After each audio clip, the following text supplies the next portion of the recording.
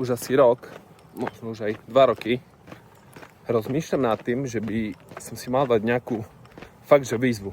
Ale keďže už nešportujem tak, ako som športoval kedy, to znamená, že už nehrám tak veľmi futbal, nechodím tak na bicykel a tak ďalej, tak potreboval som si dať nejakú výzvu, kde by som donútil sám seba nejakým spôsobom pravidelne makať.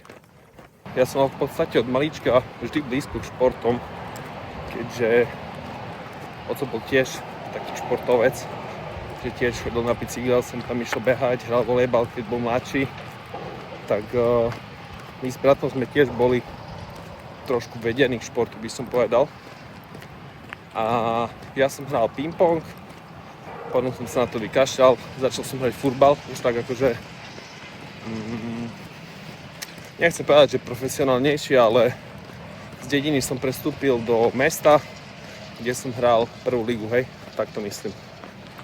No a tak som to mal možno do 17, 18 a potom nastal taký zlom, neviem, prestal som sa nejak zaujímať o šport, by som povedal. Ja som sa sústredil na počítače, na programovanie a tak ďalej, pretože študujem programovanie, ITčkárstvo. A potreboval som si už tento rok dokázať, že stále to proste tam niekde vo mne je ten športovec. A začal som sledovať na YouTube asi môjho najobľúbenejšieho youtubera, David Lu sa volá. On je extrémny frajer. Chodí po maratónoch, tiež začínal tak, že tiež išiel najprv na polmaratón, tuším. A teraz bol v Dubaji na maratóne. A som si povedal, že okej, že ľúbi sa mi ten životný štýl. Bolo by zaujímavé točiť od začiatku takú tú bežeckú cestu, kde sa z úplného necvičenca dostanem na niekoho, kto zabehne polmaratón po 2 hodiny. Tretíkrát mám obuté bežecké topánky, ktoré som si kúpil kvôli tomu, aby som mal nejakú motiváciu na behanie, lebo mi to potom bolo ľúto, že v podstate som hodil 140 € do koša a topánky sú doma a pozerajú na mňa. 2-krát som bol behať, tepy som mal, že 3,87 km, priemerné tepy boli 180, čo je akože extrém veľa. Takže som sa rozhodol, že pôjdem pekne od základov, lebo akože nohy by aj išli, ale dých a srdce nepustí. Takže preto aj teraz toto všetko točím, lebo mám problém byť stabilne v zóne 2, čo som si akože tak naštudoval, že tam sa buduje tá výdrž základná. No a buď som bol furt, že v zóne 1, alebo som bol, že v zóne 3. No a keď som bol v zóne 1, pobehol som trošku, bol som chvíľku v zóne 2, bum, hneď som bol v zóne 3.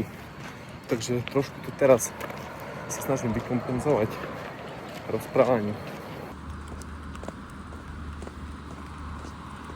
Dal som asi 6 km, tuším, a čo som pozeral na Strave, tak 97% času som bol v zóne 2, čo je super. Ale čo nie je super a s čím trošku moje ego bojuje, je, že som v podstate ani nebehal. Ja som možno 90% behu kráčal, čo je také pre mňa, že OK, ale môžem si za to sám, pretože 2 roky som v podstate sral na nejaký zdravý životný štýl, mal som kvôli tomu trošku aj zdravotné problémy a tam som o tom už tak vážnejšie začal uvažovať, že mal by som asi robiť niečo také. Takže tak, no a v podstate toto bol môj tretí beh chôdza, by som povedal, pretože bol som 2-krát behať, raz som bol behať v tento týždeň ešte v nedeľu, dneska je štvrtok by the way. Odpalilo ma, to som zabral 3 km a stál som a hovoril som si, že extrém, takže 3 km som obehol, zvyšok som dochodil a bol som behať aj pred 2 dňami a to som už, akože cítil som sa lepšie pri behu. To som mal asi tuším vzdialenosť 3,87 a čas na kilometr som mal okolo 7 minút, čo je akože málo, ale cítil som sa lepšie, nohy ma nejakým spôsobom ani veľmi neboleli. Ale zistil som v podstate, že to nie je úplne ideálne, pretože ja som si dal taký cieľ, okrem toho, že chcem zabehnúť polmaratón, tak povedal som si, že ho chcem dať pod 2 hodiny. A keďže mám dosť času na prípravu, tak si myslím, že je to dosť ako reálne. Tým, že som kedysi hrával aj futbal a ja som nemal problém s behom, že vládal som celkom, si myslím.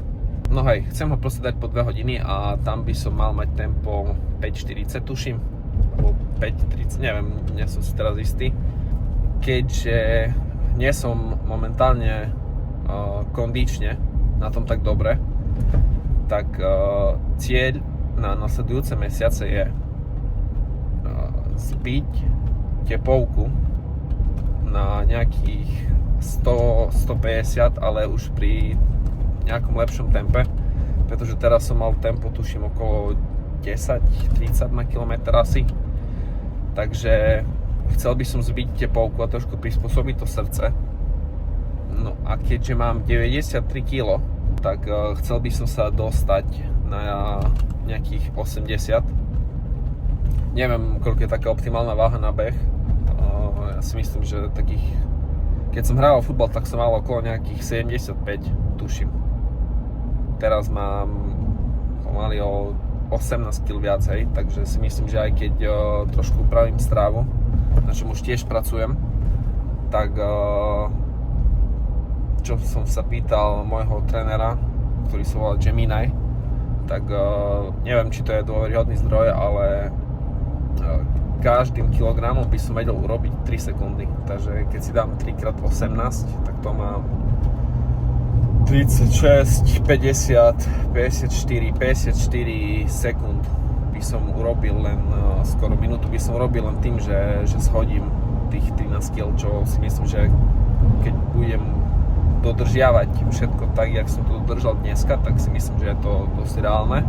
A možno by som sa, keď to pôjde dobre, budem pravidelne makať a upravím aj strávu, tak možno by som sa vedel dostať aj na 1.45. Keby sa mi podarí 1.45, tak to by som bol že wow. No a podľa toho polmaratónu sa potom uvidí. Chcel by som určite aj celý maratón zabehnúť, ale celý maratón už je že vraj dosť také aj na psychiku náročné. A treba aj trošku iný tréning. Takže tak, toľko k môjmu behu.